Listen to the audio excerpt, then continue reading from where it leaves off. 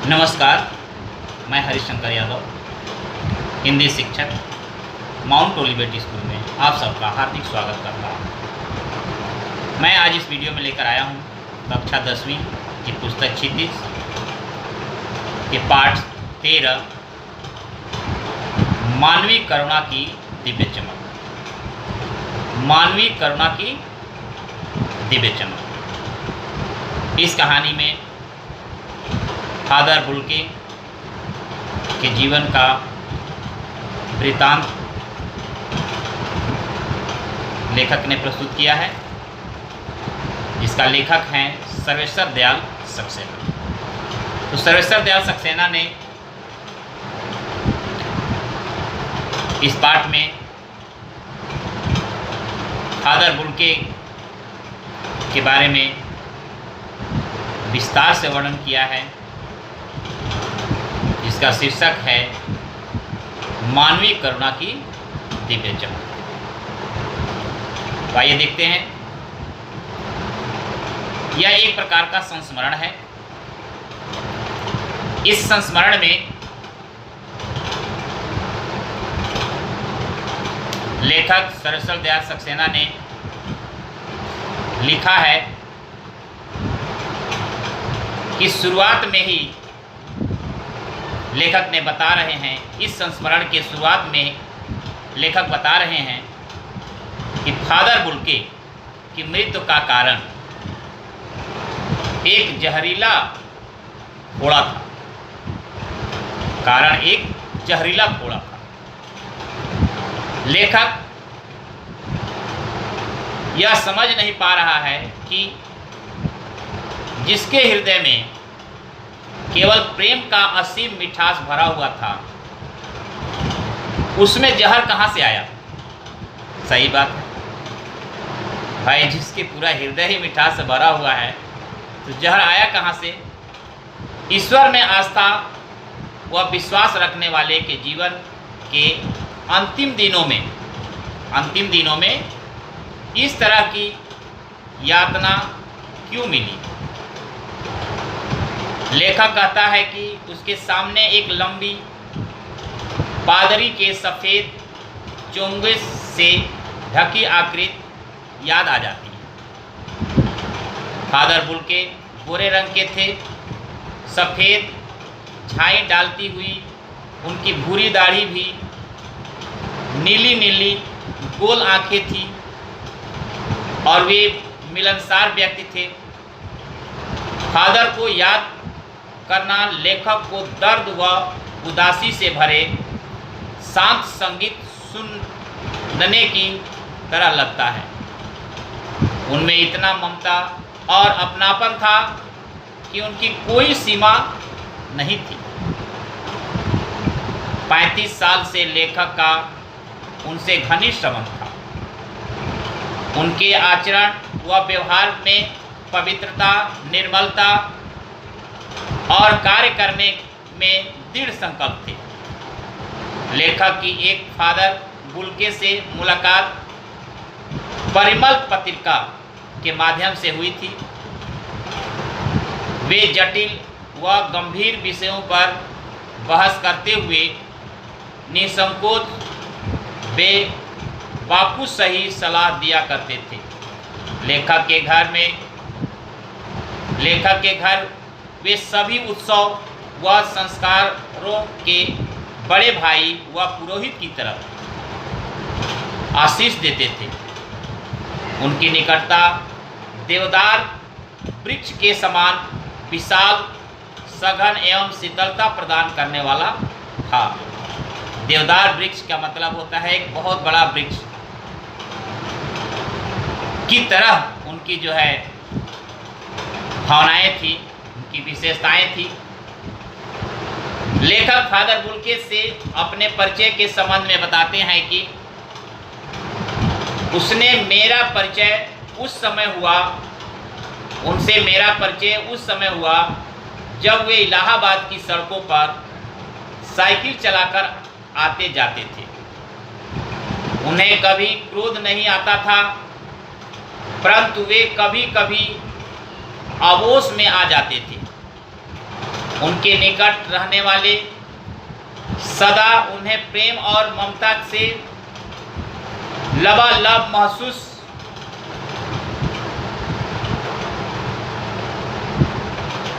करते थे। लेखक के मन में एक प्रश्न उठता है कि वे एक इंजीनियर थे, फादर बुल्के एक इंजीनियर थे, फिर वे एक सन्यासी क्यों बन गए? प्रश्न पूछता है कि एक इंजीनियर एक सन्यासी क्यों बना? उनका अपना पूरा परिवार था, 2 भाई, 1 बहन तथा माता पिता, परंतु किसी और से उन्हें लगाव न था। उनकी दृष्टि में उनकी जन्मभूमि रैम्स चैपल अत्यधिक सुंदर है। कई बार उन्हें मां की स्मृति में डूबे देखा गया था। संन्यास लेते समय उन्होंने भारत जाने की शर्त रखी।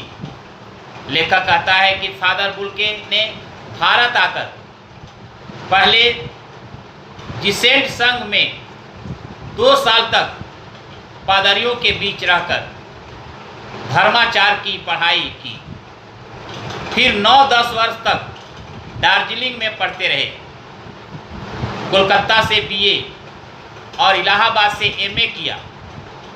प्रयाग विश्वविद्यालय के हिंदी विभाग में रहकर रामकथा, उत्पत्ति और विकास पर अपना शोध प्रबंध किया, मीन्स पीएचडी किया। बाद में सेंट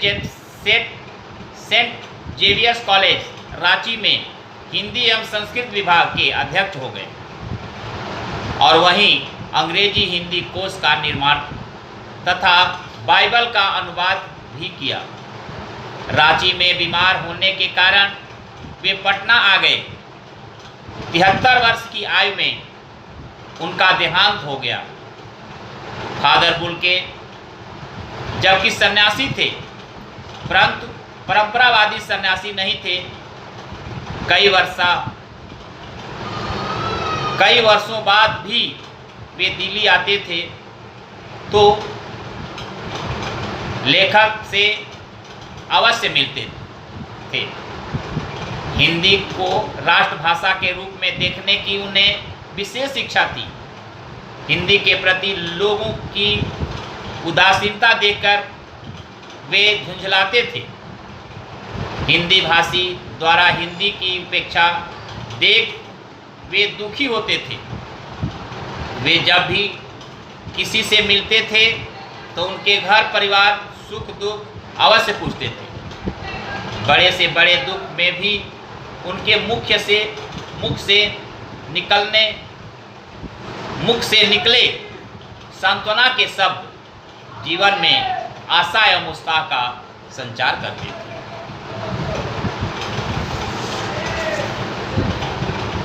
लेखक दुख प्रकट करते हुए कहते हैं कि मुझे बहुत कष्ट है कि फादर बुल्के बीमारी की स्थिति में दिल्ली आए और उसे इस बात की जानकारी भी नहीं हुई।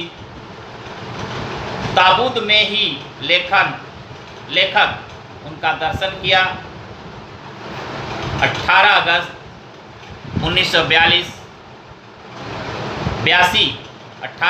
1982 की सुबह 10 बजे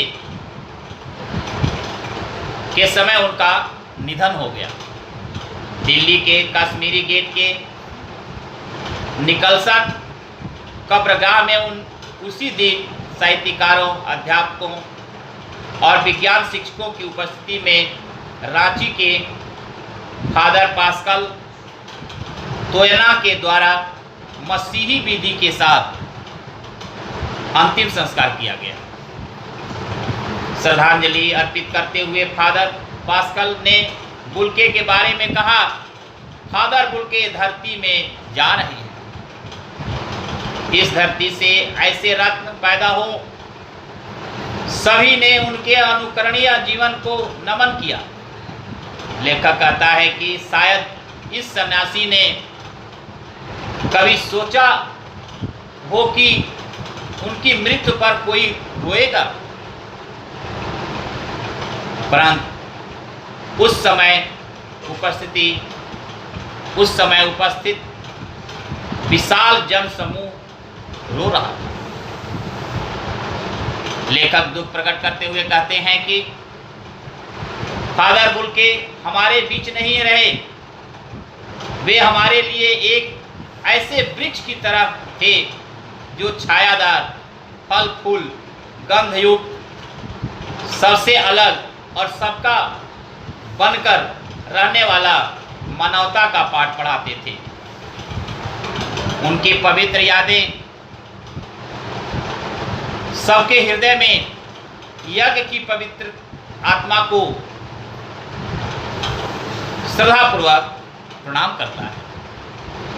इस प्रकार इस पाठ का सारांश पूरा होता है। मिलते हैं फिर अगले वीडियो में। तब तक के लिए नमस्कार। जय हिंद, जय भारत।